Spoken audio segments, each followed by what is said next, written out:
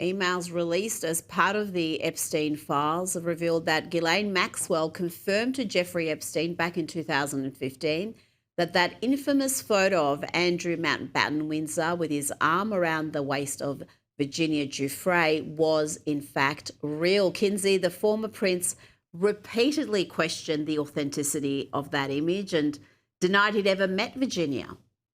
Exactly. And that's why his credibility is completely shot. For years, he insisted that this was fake. It was misleading. He'd never met her. Now we have these emails showing Ghislaine privately confirming to Jeffrey Epstein that the photo was, in fact, real. That doesn't just contradict Andrew's public denials, it destroys them. When your version of events collapses against documented evidence, you don't get the benefit of the doubt anymore.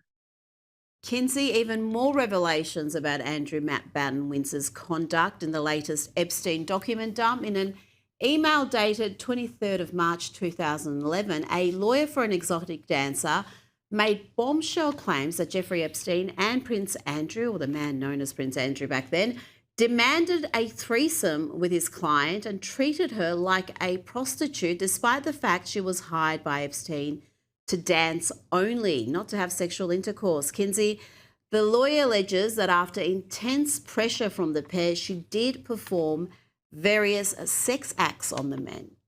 And never paid her the money that they promised her. Imagine being his daughters and Mm. seeing these headlines in the paper. And I say that with empathy while recognizing that they were adults, his daughters, when they got on an airplane with their mother to visit the convicted sex offender shortly after he was released from jail.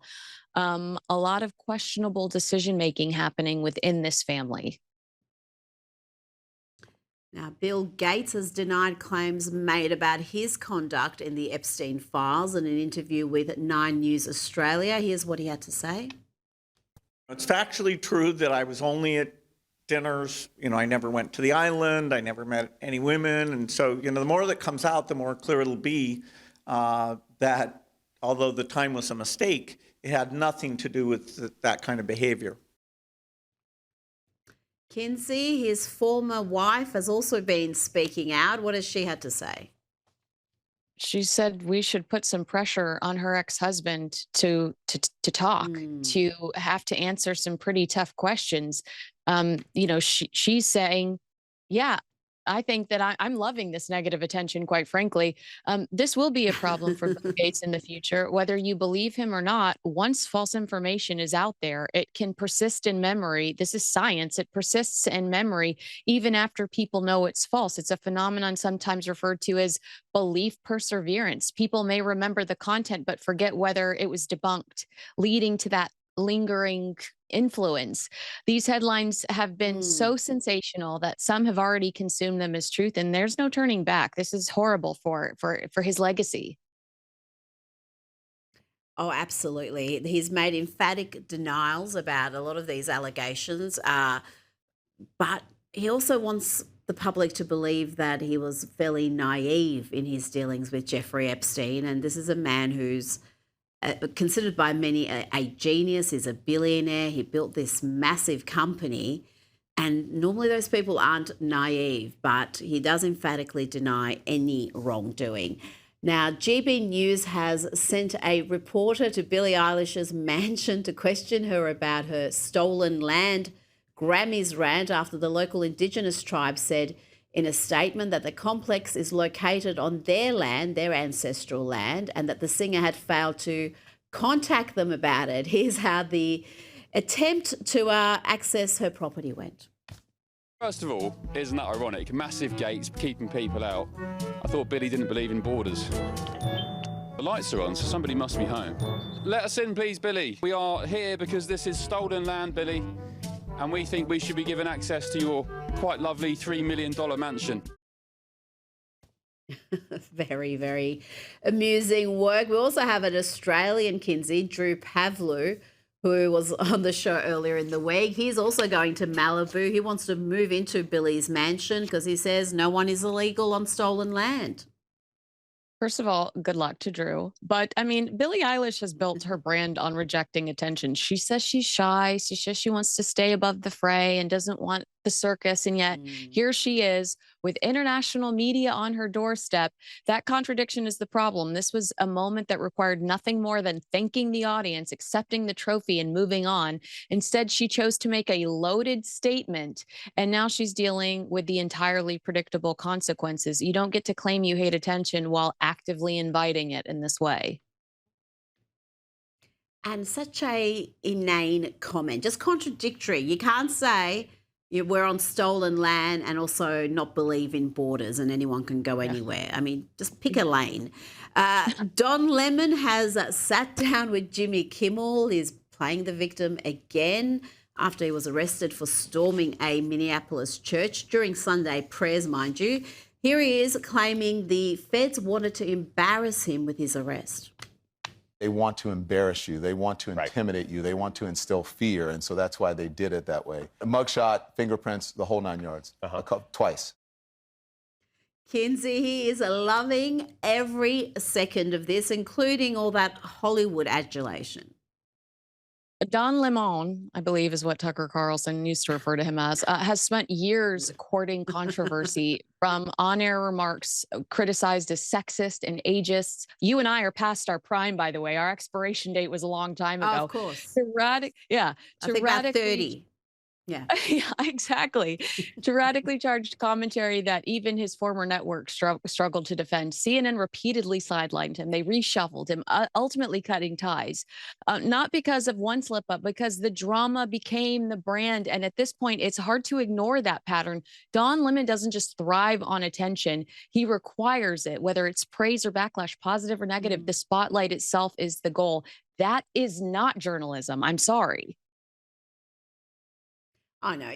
And he put it all to air. This is the thing. For him to pretend he was just there reporting, it was just had nothing to do with the planning. He had no insight into the illegal stuff that was about to go down. Give me a break. I mean, that's when you put all that stuff to air, you're kind of giving a bunch of evidence to the prosecution. Now, President Donald Trump has reached out to Today's Show anchor Savannah Guthrie via phone call to show his support after her elderly mother, Nancy, went missing earlier in the week. Guthrie has also released a video statement alongside members of her family. Here's what she had to say. We want to thank all of you for the prayers for our beloved mom, Nancy. We too have heard the reports about a ransom letter in the media. As a family, we are doing everything that we can. We are ready to talk. This is just such a sad and mysterious case, Kinsey. What do we know at this stage? I mean, the entire country is so captivated by this story. It is like watching a horror film in real time.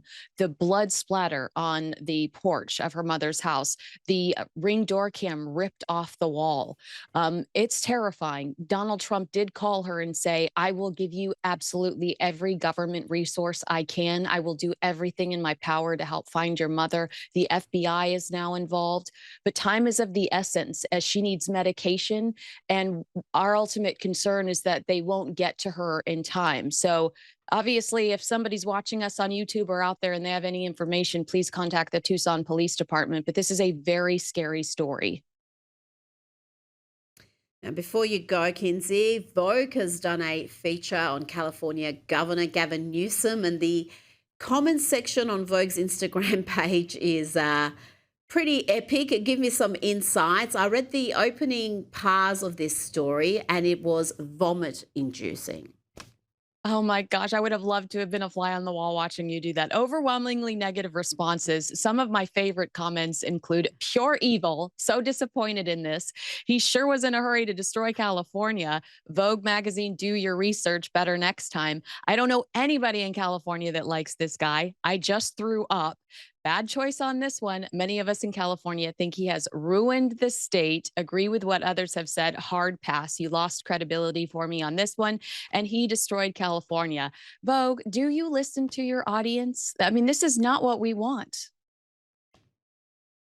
It's not. And this is a publication that refuses to feature Melania Trump on the cover. And yet they want to run these ridiculous fluff pieces on what is going to be a presidential hopeful. Let's face it, they're not running this to promote him as California governor. This is all to build his image for the next.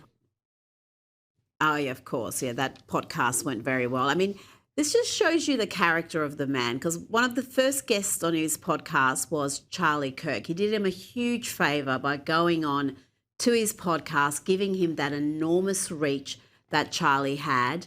And then after his death, he was so ungracious. After Charlie was murdered, he took back the comments about how excited his son was about Charlie coming in and the prospect of meeting Charlie. He completely rewrote history there, and I think that tells you everything you need to know about Governor Newsom